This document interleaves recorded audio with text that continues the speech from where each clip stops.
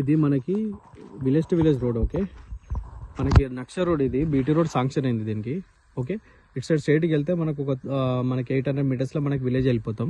ఇటు సైడ్ నుంచి వెళ్తే ఒక 1 కిలోమీటర్ మనకి విలేజ్ ఉంటుంది. Okay, village to village connectivity road ఇది. ఇక్కడ ఈ రోడ్కి మనకి సెకండ్ బిట్ వస్తుంది మనకి.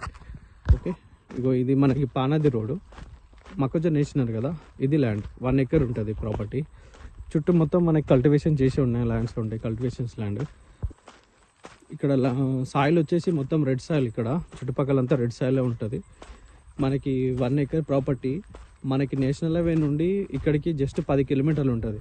ప్రజెంట్ ఉన్న విలేజ్ నుండి ఇక్కడికి ఒక 1 కిలోమీటర్ ఉంటుంది. ఓకే, ఈ రోడ్ స్ట్రైట్గా అట్లనే కనెక్టివిటీ వెళ్తూ ఉంటుంది, వేరే బాయిలక్కడికి వెళ్ళిపోతుంది. మనకి వచ్చేసి ఇక్కడ ఉంది కదా, ఇక్కడ ఈ చెట్టు నుండి అక్కడ రైట్ సైడ్ ఆ మొక్కజొన్న అక్కడ దాకా ఉంది కదా చెట్టు, అక్కడ దాకా మనం మొత్తం పానాది ఫేసింగ్ తోటి 1 ఎకర్ బిట్ ఉంటుంది ఇక్కడ. ఓకే, మనకి ఆ రోడ్ బీటీ రోడ్ శాంక్షన్ అయింది. రోడ్ వేసినప్పుడు దాక్ టాప్కి మనకి సెకండ్ బిట్ అయిపోతుంది ఇది ల్యాండ్. మనకి నేషనల్ హైవేకి దగ్గరలో 1 ఎకర్ ప్రాపర్టీ కావాలనుకున్న వాళ్ళు కాంటాక్ట్ అవ్వండి.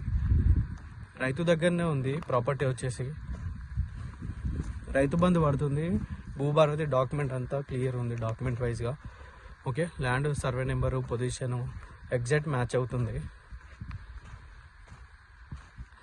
కార్ కూడా ఈజీగా వచ్చేస్తుంది మనకు సైడ్లోకి, ఎందుకంటే అదే రోడ్ కాబట్టి, రోడ్కి సెకండ్ బిట్ కాబట్టి ఈజీగా వచ్చేస్తుంది. ల్యాండ్ కూడా మొత్తం రెడ్ సాయిల్, చుట్టుపక్కల కూడా మనకు పొలాలు గిన్నె ఉన్నాయి. ఇది ల్యాండ్ 1 ఎకర్. మన నేషనల్ హైవే నుండి 10 కిలోమీటర్ కాబట్టి ఈజీగా రావచ్చు ప్రాపర్టీ దగ్గరికి. మనకి ఫేసింగ్ వచ్చేసి అక్కడ నుండి ఇక్కడ దాకా ఉంటుంది. మనకి మొత్తం పానాది ఫేసింగ్ ఎక్కువ ఉంటుంది మనకి. ఇందులో ప్రజెంట్ మొక్కజొన్న వేసినారు. ఇది ల్యాండ్ 1 ఎకర్.